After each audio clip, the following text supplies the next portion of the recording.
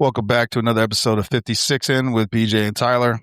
This podcast is basically reminiscent of how BJ and I used to 56, a cop term where we would just shoot the shit about anything we were thinking about, cases we were working, or just topics of the day. BJ, I love our weekly check-ins, brother. I do love it, brother. Obviously that's the foundation of our friendship, especially initially in the beginning, but it is good to, life be lifing, as they say. So it's good to Life do be life, bro. To check in and, catch up, stay connected, even though we do that offline too, but it is good to kind of get on here and have some fun too, Damn right, bro. Damn right. Yeah. And I'm just going to keep shouting it out. Tails Network Apparel, alive and well, partnered with Living Blue. You can get it on our website, StreetTailsNetwork.com. Shot and just hit the shop tab. T-shirts, mugs. I really digging our new T-shirt line. I got all the colors now. I did, you know what? I did learn, or I'm learning, I guess, the different color material reacts differently in the dryer. Did you know this? Were you aware of this? I think a little bit. You notice it, but it's like one of those things you notice without really paying too much attention to it. You know what I mean? Well, because I have the same size. It's the same fucking shirt. The white one, the black one, the gray one, and the blue one. It's fine. The red one, which I really like because it's kind of Marine Corps-y, just because of our the way it is on the T-shirt. It's the red shirt with the gold outline of the lettering. Anyway, pulled that one out of the dryer, threw it on. I was like, oh, little snug, bro. And but I was talking to Jason, who runs Living Blue, and he's like, oh yeah, different colors. I was like, that makes no sense, bro. It's the same material. They just, I'm assuming, dye it. But apparently this is a thing that exists in the world. I'm 42 years old and I didn't know that shit. I did throw on the dye. I did dye. Yeah, I just don't understand. It's my fault. Making it my fault. I know, right? Before we get going into our topic of the day, I'm excited. Mo and I talked a little bit the other day. You ended up you had a side job you had to go work. Yeah. But we did a whole episode on where the network or where the podcast is going for the Street Tails Network, and we're excited. It's fun. It's looking up, man. Looking up, buddy. It's an exciting. It's fun. It's fun when you realize, we might actually be able to do this. Well, let me back it up. It's fun when it's still fun to do. One. And then two, when it's like, it actually is not that bad. It's getting better. And we took time to kind of rehash the Street Tails thing, but we'll spend just a minute on the 56'N thing because I think it's fun to talk about how just to kind of capture that moment in time. Yeah. But I talked about it on Street Tails. I had the idea in my head. I did it solo with the full intent of just trying to capture stories for my kids to explain why I was gone all the time. Mm-hmm. And I still believe in that main purpose, but I learned very quickly I cannot just talk to myself I did. The first one was like 24 minutes long, and I was like, this is awful. I hate it. I don't like it. I can't do this. So I need to be able to talk to somebody to bounce off, feed off of, however you want to phrase it. I will say it's even more fun when it's friends of mine, 100%. And we could just riff about whatever. But then, and you were on it, we started off audio, but going back through the videos and stuff, we didn't really start doing video till February, March. Yeah, we didn't do videos for a good little minute. No. And then even with that, I didn't understand that, the titling, the description stuff, and now I've learned about hashtags for the algorithm. Oh shit, bro. I just spent the last 3 days going through every video from Street Tails and 56'N and chopping out this block of hashtag things to help make it more reachable or findable and bro. I'm just like, what is that? This is not my world, bro. Yeah, this is not my world. Well, the hashtag thing is I guess it's not a weird thing, but it's like I don't actually use hashtags to look shit up. But it doesn't matter. So it's like it doesn't. Yeah, that's what I'm saying. It's like it connects. Yeah, it's just how the algorithm works. Yeah, exactly. So I'm like, damn, I don't think I've ever actually typed in to my search bar. Let me see what's trending. Hashtag trending. Yeah, all right. It's like, let's see. Let me type in For You page to see what pops up. Isn't that already on the For You page? Well, you know why it's there? Because somewhere buried deep in the description, which I did do a deep dive in, you go to the bigger podcasts. I mean, these are monster podcasts. And then you click the description and it gives it to you. But then there's another read more. You click that. So it's 2 levels down. And a lot of these are a fucking brick of just hashtags. Block of hashtag stuff. And I was like, I never dove into it. Most people don't, but it's like it makes sense. But these are all things that I'm learning at 41 now, 42. Yeah. I'm not making excuses. I'm just trying to make a good product, but it's been an interesting. I had this whole conversation with my daughter who's 17, and she's like, "Oh yeah, you didn't know that? No, why would I fucking know that?" No, I got a friend of mine. Shout out to Mel, who will look at some of the Instagram posts, whatever, and she'll be like, she works in marketing. So she'll be like, she's like, hey, you need to do this, put this here, make sure this is in here, make sure it says this, make sure it's easily findable, make sure it's readable, make sure. I'm like, oh, yeah, that's a good, write that down, shout out. So that's why, like, it's on the ones you see me, like, kind of change it. That's why. Yeah. Well, side note, we'll talk about this offline. Could you set up a call between us three? So we'd love to pick that brain to help. Yes, I can, actually. Yeah. At some point, if we ever make money from this thing, that's going to be our first hire or whatever expenditure is finding someone to do the editing, clipping, and publishing and all this other stuff. Because describe the actual recording, the game day. Everyone loves game day. It's the best part of the day. Love it. The other stuff,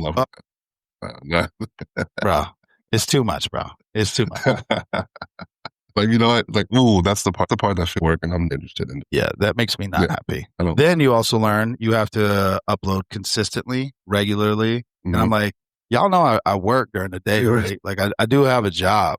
I have a job that pays my bills. Yeah. You writing a note, bro? I'm writing a note. I write notes a lot. Yeah. Well, don't be like Mo, who wrote a note on a sticky and then forgot because the sticky was in the bottom of her purse. I will have to let Mo tell the story. I'm going to say this part, and you're going to laugh because you heard the story. Yeast roll inside of a yeast roll. Yeast roll inside of a yeast roll, bro. So good. Yeah, I love that one. We have to have her back on 56, bro. Yeah. Oh, dude, I love it. Real quick. Top big one. Yeah, bro. Yeast roll story. I have one thing, and then we'll get into our topic. Yeah. But one, it's wintertime. Mm-hmm. And I don't know a normal way to present this, but when did men stop clipping their toenails? Stop clipping them? I don't know. Bro, one, it's cold outside. Why are you wearing slides or flip-flops? Number one. Number two, you shouldn't be sounding like a miniature Yorkie walking across fucking the kitchen outside on the sidewalk, bro. Did I miss something? I don't understand. It's not like a one-off. I don't get what's happening. I got the visual, and I'm upset that I had the visual. That's terrible. Yeah, because you know exactly what I'm talking about. Gotta take care of your motherfucking feet. Listen, I don't necessarily like it when females do that shit. Like, I don't know. Just grooming standards? I don't know. Yeah, just in general. It's like your toenails should not come past your toe. What's happening? I don't. It shouldn't be. The toenails shouldn't start. And it definitely shouldn't be clicking on the ground past your shoe, bro. So maybe that's how they're clipping them, like dogs. You got to take them out of the concrete, keep the nails clipped.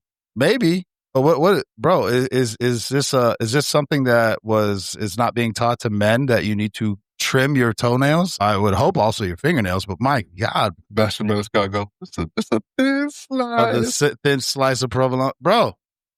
He's a comedian, and that shit's funny, and I get it. But now it's like I'm seeing it. I'm like, what?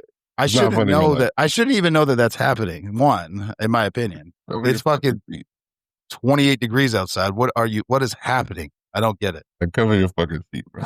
Yeah, listen. If you don't want to trim your toenails, gross already. But I'll talk. Don't bust them things out, bro. No, I don't do open toe. Well, you know I love wearing flip flops, but I groom my shit, bro. Yeah, I just don't personally wear open toe shoes. Not my thing. That's true, bro. I don't think I've ever seen you do that. You wear socks with slides and everything. So with slides, yeah, not sandals. First of all, do people understand the difference between sandals and slides? Maybe not. Okay, for people who don't understand what's happening here, sandals have that little piece of thing that goes between your toe, between your big toe and your. We call those flip flops, but maybe sandals. That's fine. That's I call those sandals. Slides is the overall thing. You just slide your foot in, right? So it's this thing. Foot goes in. It's a slide. I don't call those sandals. Sandals are the other thing. Fair. So when people are like, "Oh my God, you wear socks with slides," I'm like, "Yes, because I cover my feet. I take care of my feet. My feet are in pristine condition and soft, and they're manicured." Like, this ain't that kind of show, bro. Don't show your feet. This ain't that kind of show, bro.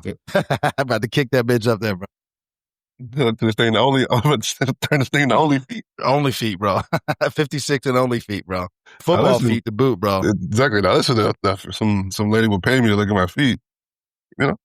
I mean, that's a side thing, but he set up a different account for that, bro. Exactly. $20. $20. You know what I'm saying? Hey. Here's my Apple Cash. Sorry, bro. That's just the offshoot, bro. But we're talking about communication, and I'll let you pose the topic, but I think there's some offshoots to it, but I understand what you're saying. Go ahead. Bro. Yeah. So I was thinking about, it's not a strange conversation, but conversation that kind of just like was like came out of nowhere. You know what I mean? And I was thinking about this, and it's like, man, I know we don't constantly think about this, but like there is a point in time where you never talk to someone again, right? Yeah. And it's like you probably weren't thinking that was going to be the last time that you ever talked to them. Well, and this is what I mean. There's offshoots to what you're saying. Mm-hmm. It's, to me, when you pose it that way, it's like friends that, the last conversation. Well, I have a friend, John, we'll just say that. Yeah. And we'll see each other. And it's like we saw each other yesterday, whether it be 5 years, 10 years, 15 years ago. I think the longest was 10 years. And then I just see him, boop, and we just right back to where we were. But it's weird to think that a friend like that, you have a great time. Hey, bro, I'll see you. I'll hit you up. And then boom, you just don't talk to him ever again. That's one. Yeah. Two, another top, offshoot, something happens where they pass away. And like the last time, that's different. And then three, and I don't know if this is what you mean. It's more like a relationship thing. You break up and then you, for distance purposes, you don't talk anymore. I don't know which angle you were going after. I mean, they're all unique. They're unique in their own way. Well, I think more of it was the third thing, but they're all, even though definitely unique, but it's all like the same concept, if you will. It's like, I wasn't actively consciously thinking this was going to be the last time that I spoke to you on any level, right? So it's like, it could be like, we just, life happens. We don't really talk to that person very often, or something happens to them, or we just consciously never talk to them again. But it's like, I don't think we really ever in our minds, when we're actively doing it, being like, yeah, this will be the last time we might never speak again. I think the gravity of it too is depending on how integral that person is to your life. You know what I mean? So it's like, could you imagine, and I'm sure obviously we can all imagine it, right? Somebody like really, very close to you and be like, damn. Like if me and you just if this was our last episode, we never talked again. Right? Yeah. Like I would think about it and be like, damn. Well, it depends on the reasoning, right? Depends on the reasoning. For me, yeah. Yeah, yes and no. I mean, it's still... Well, let's say we had a blowout argument for, I don't know what that would be. Yeah. If you're talking about you and I. Well, let's switch that because that's harder for me. Oh, yeah. I don't know what that would be. Yeah. Relationships, right? Because there's those, I don't know. Bill Burr talks about when you walk in and your wife or your love of your life, your partner who you built this life around is, doing something and you're like, it's a big explosive, fuck you, I never want to see you again, that kind of shit. And then boom, it's gone. Or it's like, which seems to be more common nowadays is the, hey, I just, my career or the timing or, hey, this just ain't working right now or whatever it might be. But it's not like an explosive, angry, nasty breakup, but you're just like, I need some space. And then that space turns into forever. That seems to be common in my world. How about that? And you go from talking to somebody every day, possibly seeing them every day. And then it's like, that's it. That's the last time you ever saw them. Yeah. It's a never again. Or talk to them. Like you never see them, never talk to them. And it's like, excuse me. And this is definitely going to spout in different ways. But it was, for whatever the reasons are, I was looking at this thing called red string theory. I think we talked about it before, right? Where things are connected, whatever. Yeah, right? But also at the same time, it's like I've, had in this year, right? Again, off of another side road. But one of the biggest things that I've worked on and like prayed about this year, right, is the spirit of removal. Right? So just like removing things that are just not, for me, they're not conducive to where I want to go, to me being happy or whatever, right? So I pray to just rip it away from me, take it away. I don't. And then, so like you have that, so you have these things where you just, you remove yourself or other things are removed from your life. And then you realize like, damn. And obviously this takes some time, but you're like, man, maybe that was, holding me back or hindering me in some kind of way because it never comes up again. Right. So think about this, like you'd be like the same city as somebody or in the same job or in the same office, right? And then have like a fallout or whatever, right? And never run into that person again. Yeah. Yeah. And then it's like, I got it. Right. So it's like, I think back to our original thing, I think part of it, like you said, depending on, what that person is into your life. But like you said, if it's like a drag out thing where it's like, man, I didn't really like that guy anyway. I don't really think about it too much. But if it's somebody that you used to talk to every day, somebody that had some form of importance in your life, right? Whether that be family or romantically or close friend or whatever, it's like, but I think it's that grieving process where you're like, damn, I never talked to them like ever again. It just like used to be so important to me, and now it's like nothing. And I was saying this to a young lady one time. She got very upset. Well, I was not about very upset, but she was like it bothered her. And I'm like, I'm prepared to always not that I want to, but I'm always prepared to adapt to you not being around. And it's like, but this is how I rationalize those kinds of things, right? My life was what it was before you got here. But there was a point in time where I didn't know you existed, and it was fine. The thought of you was not in my brain, and it didn't exist to me. And it's weird how you kind of transition back into that. So it'll go kind of like from, damn, I didn't talk to you. It's been an hour, been a day, been a week, been a month, been some months, been a year, been 5, been a day. Like, and I never saw you again, never spoke to you.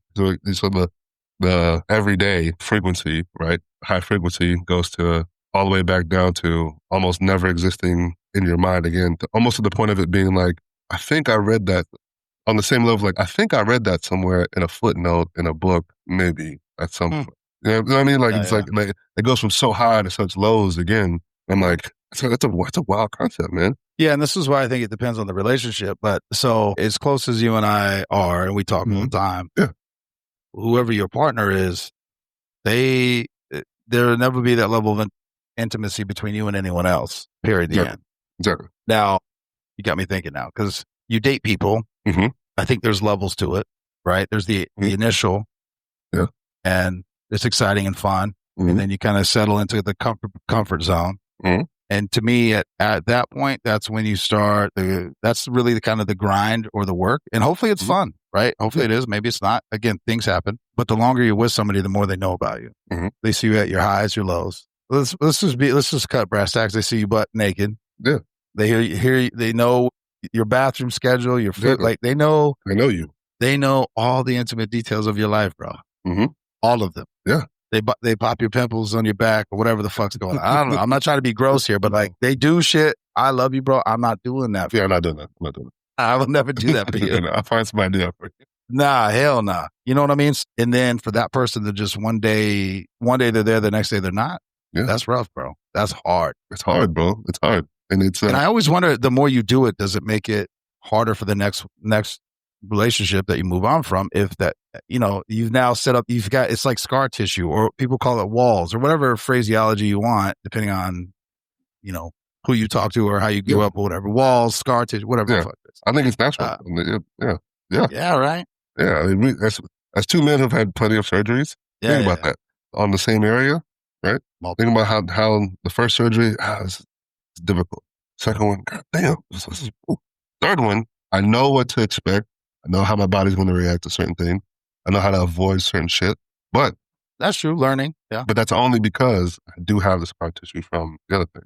That's another way to look at it. I like it. But I will say, vulnerable moment or whatever, right? But I will say that for me, more recently, romantically or dating, that's been the biggest struggle, is to kind of like, I guess, get past and this applies to everything, right?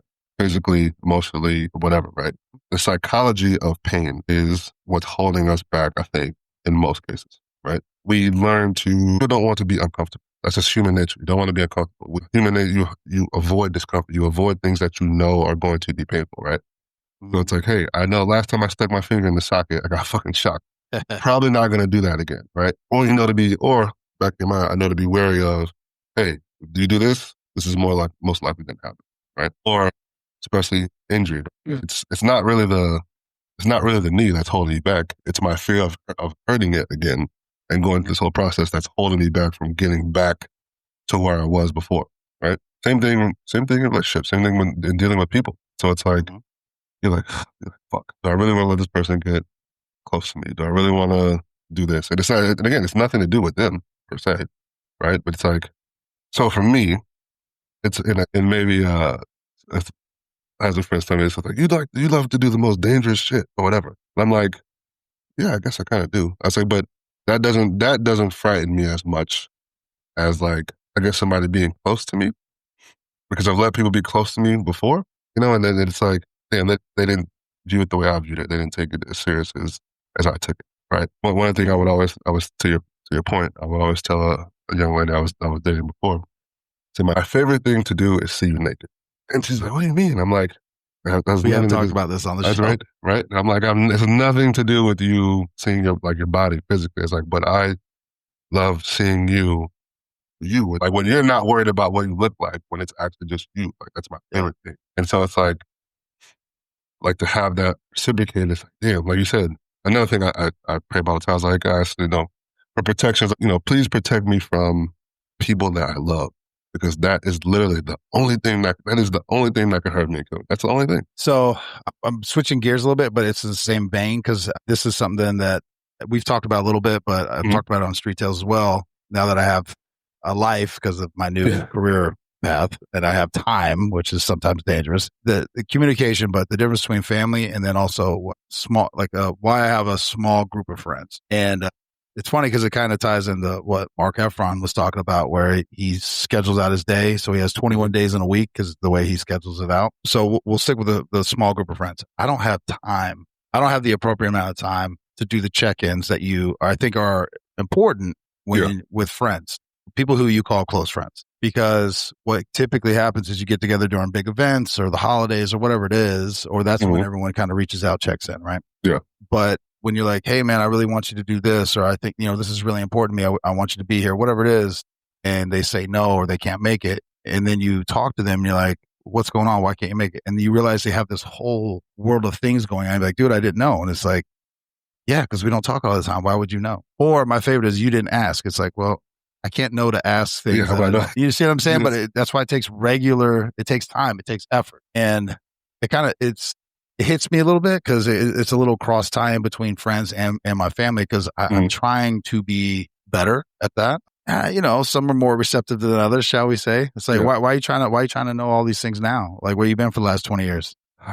But you're right. I'm trying, bro. I'm trying. Right. But also it's just a lot of stuff when we've talked to like mental health professionals and stuff on the Street Tail side, they talk about time with your kids. That's another one. But I think kids and their parents, that's a whole, you kind of have to take that and set it. That's in a different category because that's a lot of time, energy, and effort, bro. And it's hard when people who don't have kids don't understand, like, hey, I can't do this or I don't have time because I'm dealing with, this a concert or this, I got to go to this game or whatever. Or, hey, I'm just spending time with my son or my daughter, right? Like, we don't have time for you. Yeah. And it's like, it's not to mean that you're less than, but in all fairness, everyone comes second to your kids. At least that's how it should be. Period. The end. And I guess it has to be that way. For me, I don't understand what people don't understand about that. Oh, bro, it is a fucking thing. Let me tell you, people do not get it. But let's tie into family because and let me ask you this. Family is the hardest one, right? Because you can't pick your family. There is a lifetime of shit, good and bad. You can't really, it's hard to even measure it if you're on the outside looking at it. You don't know, right? Yeah. And family is the one thing where, they should be important to you. At least I hope they are, but there's all different variations there. But family is like, hey, I have a problem with what's happening right now. It never goes that way. It's like, yeah, well, when I was 8, you tripped me and I hit my head. It's like, bro, I'm talking about right now. But family can't do that, bro. They can't do that. Yeah. Yeah, bro. Yeah, the family thing is... but it's all communication, though. It's all communication. The family thing is strange because I found myself at this stage of life, right? Even though I'm not married, don't have kids. Maybe just like, I guess maybe I'm not as dependent on them as at this stage of life. Is like I've come into my own, right? So it's like I'm doing things for my life, and so it's like checking in and do whatever. And I'm like, at some point, I'm like, yeah, I had to, like we know you're busy, we know you're doing things, whatever. I was like, yeah, I'm trying to do my thing and live my life. Sometimes the communication thing does go both ways. It's not like it's like you're reaching out to me and I'm ignoring you. I'm not saying anything. It's like if we're both not speaking, like not even just family, right? This is just in all the things we've discussed to this point. At some point, it's both sides not speaking. So who's to blame? Yeah, or who's right? It's like I read a thing once. I was like, if you're thinking about them, they're thinking about you. Maybe. And in some cases, like some your thoughts are coming back and forth, but it'll be like. I saw a meme the other day. It was like it's like it was like a him and her thing. Like him, like I miss you, and her, like I miss you too. And it's like at the bottom, it's like two motherfuckers that are lying. Right? It's like if you miss, you would say something. You would call. You would do whatever. And I'm sure there's caveats to that. There's reasons why that's not happening. But at the root of it, it's like, do you miss him enough to like, there's not a reason to not be speaking. So you can't miss him that much. Yeah. And again, this is where we're kind of getting convoluted with, because there's aspects to it, but I'll say this as a parent, just through things that I've dealt with. So I try to, and I've gotten a lot better now, probably to the point of annoyance to my children. I text them every morning and if possible, every, afternoon or every night. And sometimes they respond, sometimes they don't. And they both, over the course of last year, my son and my daughter have been like, Dad, why do you text us every day? Like, because I text them the same thing every day. Good morning. I miss you. I love you. Whatever. Hope you have a good day. I try to, I switch it up, but it's that vein every day. And I said, look, I don't expect you to call me every day. I know you're both busy. They have their own stuff. I said, that is me letting you know I think about you from the moment I wake up to the moment I go to bed. And if something is happening, you know that I'm here and I'm available. I want to talk to you. And they're like, I said, is also, I do appreciate when you respond. I don't ask for a paragraph text, even if you just heart it, like it, thumbs up it, whatever. My son usually sends me some meme. He's a Marine now, so sometimes they're a little aggressive for a son to send to his dad, but it's like, whatever. I was like, I at least know you're alive. Yeah, at a minimum. Yeah. He's now on the other side of the world, bro. He's going to be there for 3 years. You know what I mean? Like, that's what I'm saying. I was like, but let me tell you, I used to, not that long, 2 years ago, so not even that long ago, I was in my fields. I wasn't in the best place, but I would be like, I'm just not even going to reach out. I'm going to see if they'll even think about their dad. And it would go for 2-3 weeks. And I'm like, hey, y'all don't even care about your dad. You don't think about me that way. They're like, well, we didn't know if we thought you were, like, you see what I'm saying? We thought you were busy. That's super selfish of me and childish. And I regret, again, we've talked about this. Why does anybody give a shit about what we have to say? It's mostly because, at least for myself, I have made every mistake the hard way. I still continue to do so. I don't know if it's a personality flaw. It might be. But I do try to learn from them to the best of my ability. That's all we can do. Yeah. My kids now, they're older. They'll be like, Dad, you've always told, they'll say something like, yeah, you always told us this growing up. And I'm like, I said that to you? God, I'm sorry. That wasn't great. I don't know what to say. It's fine. I'm like, damn, bro. So I've done all the things. That's why I try to say no judgment here, bro, but not good either, right? You got to learn from that. Yeah. Yeah, bro. But also perspective. Let's talk about that for 2 seconds. I was just talking about this today with my daughter, trying to be better at seeing both sides. So a couple of years ago, I was working for the Secret Service, so I was gone all the time. And we had security cameras around the house. So I kind of knew when they would go to school, when they were around. So I try to look at it no matter where I was in the world. I try to just, if I could just see them, because sometimes I wouldn't see them for weeks and months at a time. Yeah. And so that was the only time. And every now and again, I would chime in and say, hey, I miss you guys. And they'd be, it kind of startle them a little bit.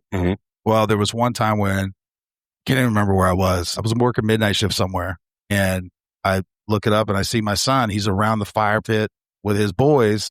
Yeah. And they're just chopping it up, cooking steaks, doing whatever boys do, right? And for me, I was like, proud dad moment. I was like, oh my God, like that's a good moment. And this is where my head went. And I was like, I chimed in, I said, hey boy, I love what you're doing. I miss you. And they, Dad? I was like, yeah, hey, I saw you guys. I just want to say, hey buddy, I love you. I hope you guys are having a good time. He was like, yeah, okay, thanks. He was furious, furious with me. Didn't talk to me for like 3 or 4 days. Maybe even a week. I don't remember the time, but I was like, why are you so fucking mad at me? He's like, you invaded my privacy and made me feel like you were spying on me and my friends and what we were talking about. Bro, that is like an alternate universe. Yeah. It never crossed my brain that he would ever take it that way. But as soon as he said it, I had to check. I said, you are 100% right. I am sorry. I said, can I explain to you what my thought process was and what I was feeling in that moment? And I did. He goes, well, now I feel like a piece of shit. I didn't think of it that way. But the point is, if we would have never talked about it, we would have just harbored that. Yeah. Yeah. I see his point. He's 100% right. But that's not, again, but in the moment that I was doing that, I was just like, yo, proud, that's what I used to do when I was, that's how I felt. Anyway, so these are all things that I'm realizing, over time. Yeah, man.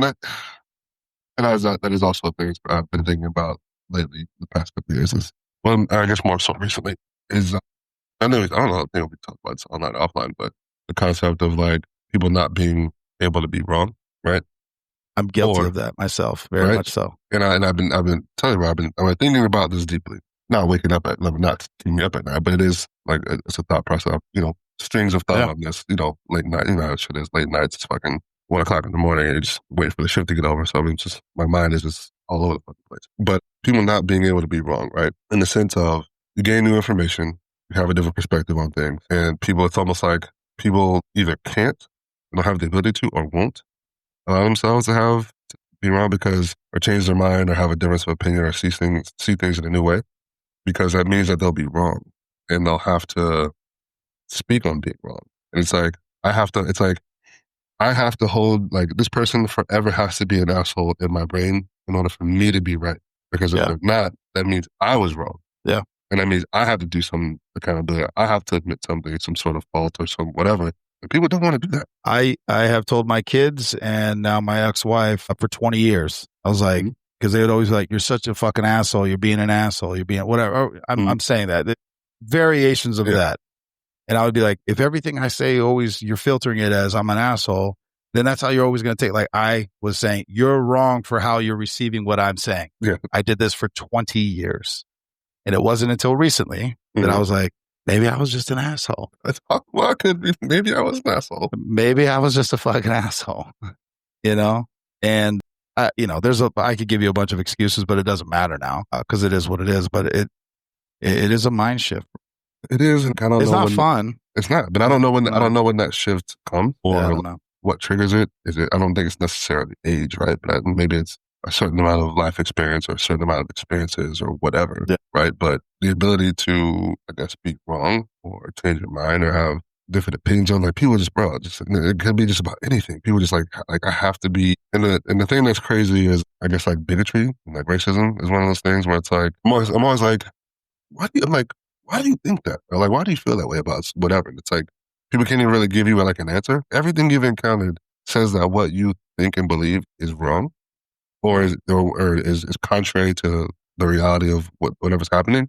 So you can't see past that. And why is that? To me, it always comes down to like, you're holding on to something like, almost like certain things are part of people's identity and they can't let that go. Yeah. I mean, that's the whole thing. It's all different there, but it's like, I'm so usually baffled or confused as to like, I guess I don't know. I don't know where that shift happened for me, where it's like, I knew information. But for me also, I will admit this, I'm not perfect, right? I was like, but it can go the other way too, where it's like, I get some information, I'm like, now I want to rip your motherfucking head off. You know what I'm saying? So it can definitely go left, right? It's like, this motherfucker will stand up. Oh, now I feel like, hell no. Yeah. But I'm like, I got too much shit going on. I can't really act on that the way I want to act on that, but. Yeah, I think I will say that's something that's lacking. I want to move into one more topic, but that's lacking. I think about this now. Again, my son is 19. He'll almost be 20. Mm-hmm. I don't know, man. I get why people are having kids older and later. I get all these stats and stuff. I read a lot, but I get it. I was like, in my 20s, dude, I was not making sure he's alive and safe and healthy and happy and all that. But actual like imparting knowledge, I didn't know shit. So what am I imparting to him? Because I didn't know nothing. Valid point. And now it's like, dude, how do you teach a young man or a young woman to have confidence in themselves, to be able to filter through, they're just jealous? Because this is the hard part. They're just jealous, or they're just fucking mean, or they're just ignorant, or maybe you are wrong. But how do you filter through that to say, all right, actually I'm wrong on this, or no, actually they're fucking wrong, right? Yeah. Level of maturity, it takes time to figure that out. But then also, listen, at the end of the day, when words don't work no more, you got to be able to defend yourself, right? There's a balance. You don't want to teach anyone to be mean and nasty and a bully. But at the same time, you don't want them to get bullied. You see what I'm saying? So it's like, how do you teach that open-mindedness, but also you still got that dog in you, and this ain't going to go the way you think. Yeah. It's hard, bro. It's a balance. But with that, which one do you think is easier to not necessarily transition from, but to learn like first? I don't know. Right? I think it's harder to teach someone to be, help me, BJ, with the word, but I think it's harder to teach someone who has never known violence how to be violent when needed. I think that's a hard transition. I don't know if you can learn. I don't know how you do that. Let's say you're 40 years old. You've never been in a fight. You never worked out. You never competed. You were just very cerebral, very kind of sheltered. And then now you get unleashed into the world and violence is happening upon you. How do you teach someone to deal with that? I think, well, that's one of our things we talked about on a little mini-series, right? It's better to be a warrior in the garden. Yeah, but how do you teach that? I don't know. Yeah. Oh, man. I think it's... So what's a good age to... Let's flip it around. What's a good age to start teaching that? When do you start robbing them of their innocence? Is it robbing them of their innocence, though? To let them know somebody wants to do harm upon them? But I think innately people kind of get that sense. Oh, okay, here's what I'll say. Especially when I used to work at the school, right? Because it was elementary school kids, right? I would watch how the kids were interacting with one another, right? Just not interjecting, just kind of just observing how they interact with just, one another. And I think one of those things is not that we're dampening things, but I think in a way, I think we kind of are sometimes, right? I think, I think innately human beings know, even like I said, this is my experience just watching small kids like interact with one another. I think they kind of know like when to get squirrely and when to not, or so it's almost like when do we like at some point I feel like some parents are kind of like taking that away. They're trying to like teach that like, oh, you shouldn't hit, oh, you shouldn't do that, oh, be nice to everybody, oh, blah blah blah. And I'm like, I was like, hold on, wait a minute. I was like, that kid pushed him first, Yeah. and you're gonna be upset because he pushed him back. It's like so now you're teaching him that it's the violent like defending himself or standing up for himself or whatever is a negative thing, as opposed to, hey, there's a time and place for this. It's like we want to make this a last resort versus not do this ever again. You know what I mean? Because small kids take your words, and I've seen this. Small kids take your words usually very literally. They don't have they don't have context or undertone. They don't understand. They don't understand what you said. Red markers are bad. Red markers are bad, right? They don't have the context of being like, oh, red markers is bad because we write in black and blue, and usually the red marker signifies there's a mistake happening. They don't get that. No. So I'll give you one better, because I grew up, and I don't know if you did, respect your elders, respect adults. Mm-hmm. Did you grow up that way? I did. Luckily, I was a cop, and I immediately changed that. I said, fuck no. You respect your mom and your dad. Everyone else, you got a problem, and they don't like the way you have them come talk to me. You do not. Yeah. I don't give a shit, because you learned that you see what I'm saying? Yeah. Mm-hmm. Yeah. Yeah. So these are the shifts, bro. These are the shifts. Yeah. It's like, well, I think I don't know if I don't think we added this one on there, but I think it's important. Right? Well, I guess one of the duties and responsibilities, I guess, of just men and in general, right? Especially fathers, husbands, that kind of thing, which is obviously something I aspire to be, right? So it's something that I've always kind of like picked up on. I think men are responsible for teaching lessons, right? So for teaching, imparting wisdom, imparting knowledge, imparting. But there's always certain things that you're going to be able to to teach your son. There's certain things that you can't teach. You can't teach your daughter because you're not a woman, right? So I can't teach you that. I don't even know that to be able to try to impart that upon because I don't know. Right? Many times, Dad, I'm a teenage girl. You're a 40-year-old man. You're right, baby. I don't know.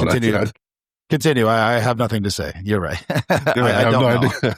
I have no idea what you're context on anything in this room. Not at all. Right? But overall, it's just raising productive human beings. Right? It's like, hey, babe, I'm gonna teach how to change a tire, how to do things, how to certain things that they're supposed to get from the father. I think that's a good question because I think I guess you could say as parents or as society, we're kind of dampening some of these things in children. Then you get, like you said, you're 40 years old, never been in a fight, never whatever. You've always use your words, bro. Yeah. Your words might not your words might not work, and your words also might get you fucked up if you don't use them properly. Also true. Words can get you fucked up. So you know what? I'm gonna use this as an example because I have one more topic I want to bring up before we end it. But I remember. So I chose, or it just worked out. I ended up teaching my kids self-defense stuff. I think Alec was 11 and baby girl he was 13 and baby girl was 11. And I started teaching them things. But I'm 6'5", 300 pounds, dude. So it's very hard for me to demonstrate same. And it was even different for, like, they don't know what they're doing, so they couldn't do it either. So I would just start. I did my best. I worked through it, but I will say they got more confident. But one of the times my baby girl was like, if someone your size attacks me, there's nothing I can do. I'm dead. But hold on. So I said, that may be true. I said, but doesn't mean you don't fight. And so then I thought eyes, throat, groin. Yep. I said, you have to get real violent and real nasty. Mm-hmm. And you have to be willing to do that. Curling up in the ball is not an option. We went through that for probably a month. And I remember, I think it was 2 years ago. She got into it was a girl. It wasn't a boy. Anyway, it doesn't matter. She got into a altercation. Little something. Little something. She went to the level that I was demonstrating if it was somebody my size. And I was like, I get it. And let me say, it ended very quickly, but I was like, you got to ease into that. You don't just immediately start going for life or death. But I realized at that moment, I realized I only taught you based on someone my size. Hey, she won. All about it. But I was like, ooh. Because you could really think about that, bro. two teenage girls and she's going for the eyes and the throat and fucking. I was like, let me teach you some other stuff. Let me teach you some other stuff. But I was like, my point is, she remembered that. She reacted, and that was her reaction.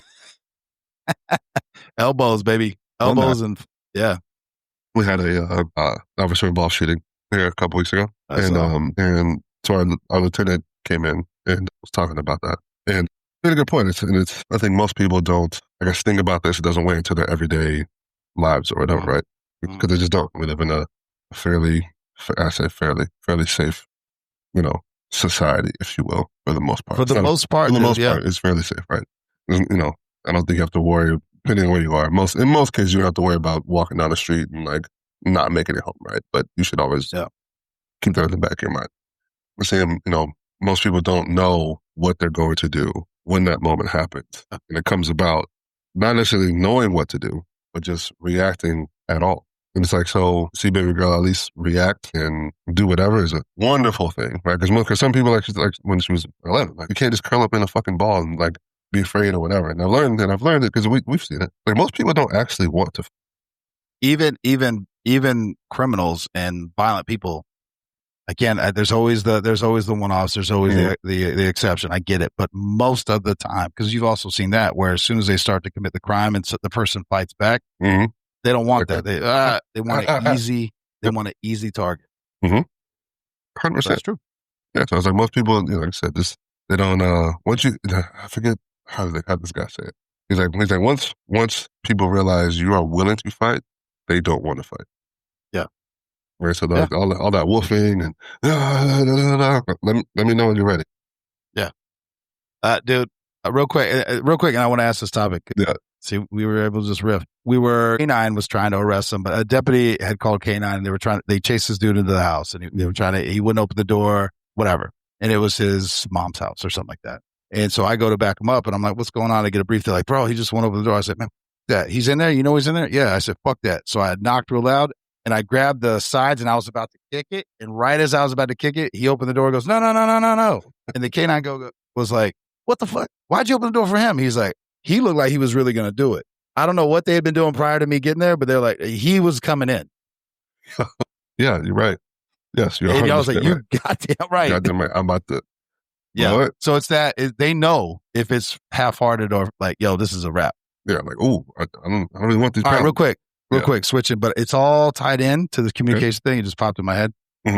I just listened to I can't remember. I listened to too many podcasts, and I like to give credit where it comes from, but I can't remember where it came from.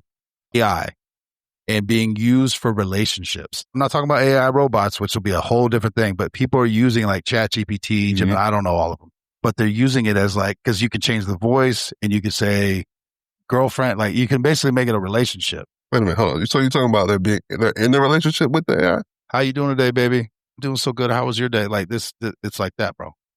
But think about what's happening, because the AI is only the algorithm is only it's going to give back what you put in, type of a thing. So you're not getting any real feedback. You're not like, that's not it's telling you what you want to hear or what based on the other conversation that you need to hear, kind of a thing. Like thinking about quitting this job and I'm going to go pursue my art career, even though I've never drawn anything in my whole life and I've never done it and I've never sold anything. Hey, absolutely. You're so creative. You should do that. Like I'm being real stupid here, but this is this is a thing that is happening. And then I didn't know this, but Chat GPT, after like 30 or 40,000 entries, it deletes the history. And it's almost like a breakup, because now it resets as like a new thing. And people are going through depression and traumatic events from having their AI partner essentially die. Bro, this is a real thing.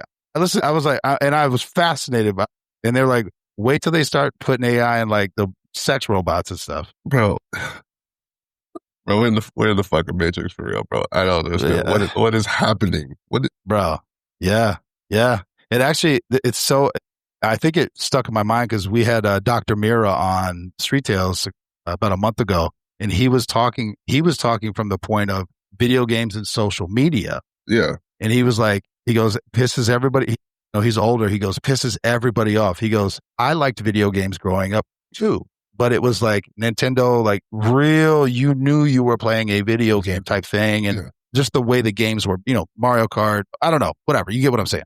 He goes, video games now are not like that. They are immersive, virtual, like you're in it. Like it's giving you all the same trauma and it looks as real. if you were in the war or in those times or in that relationship or whatever fucking game you're playing.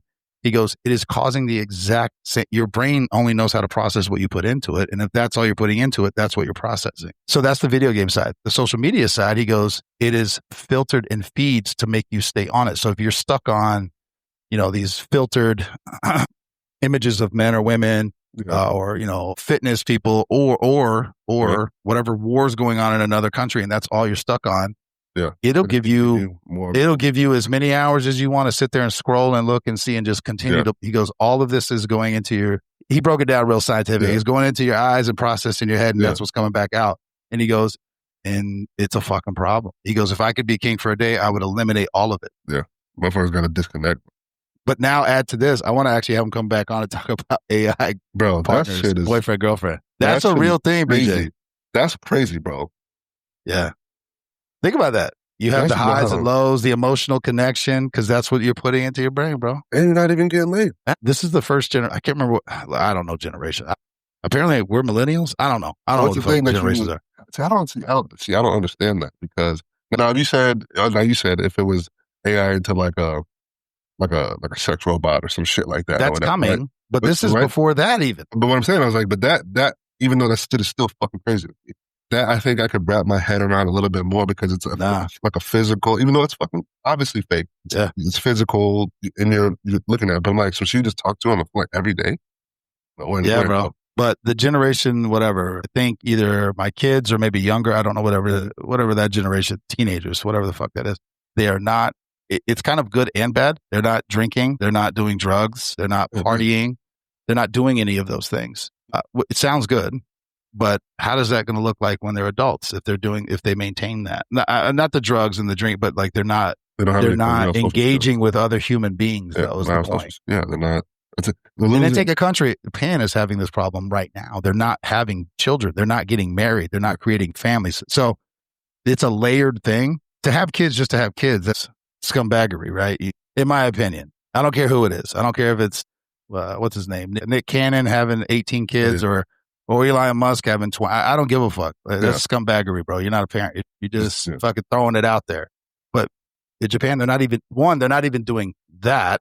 And then two, they're not getting married, creating families. And when I think of Japanese culture or Asian culture, it is a family focused thing, right? Yeah. Like you have great grandma all the way down to the baby, either living in the same house or like next. You see what I'm saying? Like and now that's being broken apart. It's interesting. Yeah. It's weird as fuck, but it's interesting. Yeah, dude. And so guess where a lot of these sex robot AI stuff is pumping out of? Japan, bro. Japan has, I love the idea of it. Me and you and I have talked, they have 24-hour arcades where people will live there for months. They'll live in there, bro. And this isn't just me talking shit. One, I've seen it with my eyes. Yeah. And two, it's constantly being reported on and researched. Like you can look this shit up. It's not just Tyler making shit up. This is what's happening. We're in trouble, bro. Oh, bro. We're in trouble. That's not good. That's not good. All right. One thing, so we don't get assassinated one day. I was listening to, actually, I'm going to send it to you when we're done. I was listening to Tucker Carlson, and he was talking to some doctor. He was talking about chemtrails.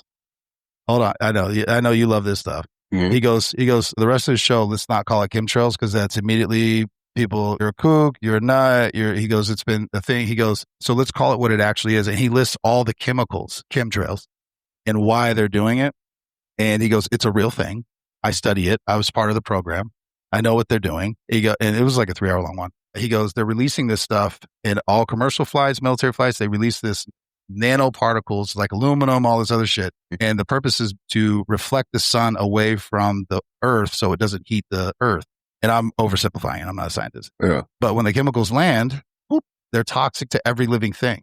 He goes, so that's why you see people getting sick, vast wastelands of like grass dying, but the trees are dying because the trees, the toxicity hits it and I don't know the science of all this stuff, but it closes it off. So it will stop taking in the air and carbon, whatever it needs to live. And it's a slow death. They're basically suffocating to death. And then he ended with weather control and how it's a real thing. and how apparently we were doing this back in Vietnam War, where we would project, again, I don't know science, these things, and we would basically make it where it didn't rain over the U.S. soldiers, because that was one of the hindrances. And he goes, what about all the hurricanes in Florida? Have you seen it? He goes, have you seen as many? They're not hitting the U.S. He goes, what about when it snowed in Texas or snowed in Florida? He goes, it was 30 degrees warmer in Alaska. I was like, oh shit, bro. I'm gonna send it to you, bro. It'll tie into all your conspiracy stuff, bro. I know you think I was that, bro, but I'm telling you, something it's too obvious. Well, the way he broke it down, he goes, this is what I do for a living. I study this shit. This is what I do. Yeah. But come on, guys. And he goes, and nobody wants to talk about it. Nobody gives a shit. And he goes, the ozone is at critical state. He started talking about plankton was at 90% loss, the number one producer of oxygen in the world. All these things are dying. The bees are dying. And matter of fact, he made one real common thing. I think Florida is different because they have love bugs. But when you drive across the country now, if you remember in the 80s, you would drive for 2 or 3 hours and the windshield would be splattered with bugs all over the fucking place. That doesn't happen anymore. You might get a one-off. Florida's different because Florida's just love bugs. But if you go outside of Florida, think about it when you drive. Drive California. You don't hit bugs. I didn't think about it. The last few times I've driven to Huntsville. Yeah. Again, you might have the one-off, but I don't know if you can remember. You can look it up. Cars in the 70s and 80s. It would be like a fucking... Yeah. It was bugs, bro. Yeah, bro. He goes, so no, it's not the aluminum in your spray deodorant or your hairspray. And I remember this when I was in the 80s and 90s growing up. They were like trying to eliminate all this stuff. You're killing the earth, turn the water faucet off. He goes, no, they are fucking with the weather on a global scale. It's not just the US either. It's all over. I can see it. He goes, China was doing this shit back in the 80s and 90s. They were making it snow in like Hong Kong or Beijing or whatever. And it was causing so much damage and destruction because they were wiping out fucking agriculture, which is their big thing. They started doing it in other places. Yeah, bro. Been saying this shit for a while. I know. I was like, bro, is this for real? Like, it made me go off on I'm going to send it to you as soon as this is for real. Bro, he's like, yeah, we have been doing this. This is real shit. He goes, again, he has knowledge that I guess a normal person doesn't have. He goes, when you look up the power being drawn from cell towers all over the U.S., he goes, it's typically within whatever range. He goes, but every now and again, you'll hit a cell tower that's 1,000 times more, sucking up 1,000 times more energy. Why? Why is that one taking up that much more? Like he goes, it's sucking up all the energy from the power grid. One cell tower. Like now you need some scientists to tell you. You need some scientists that you listen to. And I've been saying this shit for years. Yeah. Yeah. Well, he goes, think about this. He goes, try to think back to when, because again, I don't know how much you flew on planes, but I did when I was younger. He goes, I can't remember the year, and this is why it's terrible. I'm not doing the deep dive. You go into Tucker Carlson, they talk about it. But he goes, when did commercial flights start carrying how much your luggage weighed? Makes no sense, right? It doesn't, because it's still going on the plane. Yeah. Yeah. He goes, because they now have payloads. He goes, all of it's automated. Most of them might not even know what the fuck it is. It just does it automatically when they hit a certain altitude at a certain latitude, longitude, and it just disperses out of the plane. It's not condensation. It's not smoke or whatever, or the fuel burning. He goes, that's not how jets work these days. That's not what it is. Another crazy thing. We're on the topic of planes. Where does the fuel go? Yeah. Yeah. The technology for planes, there's not enough fuel there's not enough. The fuel tank is not big enough. The supposed fuel tank would not be big enough to be on a plane that big, and you not see it. Yeah, I know, bro. He didn't get into that part, but he was talking about the trails that we see and why they do it. He goes, no, there's a real reason why they're doing it. Yeah, they're killing us all. I've been saying this for a long time. And it's not working.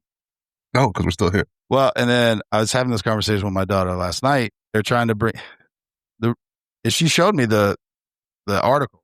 Mm-hmm. They want to bring back woolly mammoths.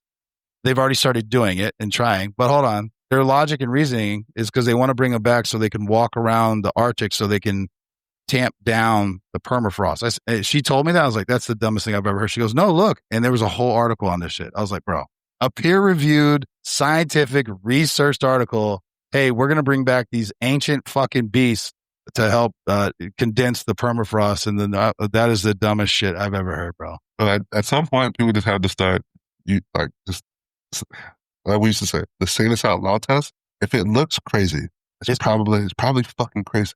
This does not make sense. It doesn't make sense. Stop telling me it makes sense when it clearly does not make sense. You edit this one out if you want to, right? Meanwhile, I heard you say this the other day, and I was like, huh. He's like, hey man, Everybody in the Bible was black. Okay. And like that was the only point where like the people was like in the comments, he's like, I'm gonna say it again for you. Everybody in the Bible is black. Okay. And he's like, what? He's like, I know you guys been seeing the Hollywood movies. Everyone in the Bible is black. We'll just leave it with that. It's when I'm saying it's like think about the context of what we're talking about, where it was, time period, what's happening, who's in it, what are we arguing about? This is use your brain. Well, I do have the I guess the positive experience of going to churches where they actually were like, yeah, Jesus wasn't white with blonde hair and blue eyes, guys. Yeah, what the fuck are we talking about? Actually, my favorite sermon was Jesus had a six pack because he's like, he was a carpenter. If he didn't have dreads, he had something similar to it. He goes, he wasn't getting a high type fade with long. They didn't have shampoo and conditioner. Yeah. Like this image that we're projecting is like, that's not, he was from the Mediterranean. He was a carpenter. So his hands were rough as shit. If you've ever met anyone who works in construction, them hands are like goddamn vices. Yeah. And also he wasn't just all grace and mercy. He whipped the shit out of the priests in the temple. Yeah. Because he was pissed off. So you guys don't remember that? You guys didn't read the book? Glossed over that part, bro. They just want to talk about name it and claim it and grace and mercy. Name it and claim it. I love the name it and claim it, bro. God wants me to have this Range Rover, this private jet, bro. He wants me to have it. I pay your tithes offering because God wants me to have it. Okay. All right. Ooh. Well, lastly, we'll end with this because this will be funny. I actually I gave a sermon, hit like a ton of bricks. Nobody got it. Nobody understood it. And nobody liked it. But I was talking, it was for tithing, which I do believe in. There's examples of not tithing in the world today, and it was the Dead Sea. The Dead Sea, nothing lives in it because it's cut off from all sort. It doesn't receive or give water. You know, like most oceans have the ebb and flow. Yeah. The Dead Sea doesn't. So what is it? What happened? Nothing can survive. Nothing can live in it. That was the gist of it. I mean, I talked for maybe 10 minutes, and it just. Well, you're not talking about prosperity. No? Oh, okay, I know it. Yeah, I know it completely blacked out. And then I remember one person was asking, I was like, well, like, what's the cutoff? Because 10%. I mean, some people make more than others. I was like, okay, it's 10%. But the concept was hard. And this is why it talks about the wealthy trying to enter the kingdom of heaven. Yeah. Yeah, it's a lot, bro. But like, what if I make $1 million a year? That'd be me tithing on my investments, portfolio. You know, I got bills and stuff. Yeah, but what about the person who makes 10,000?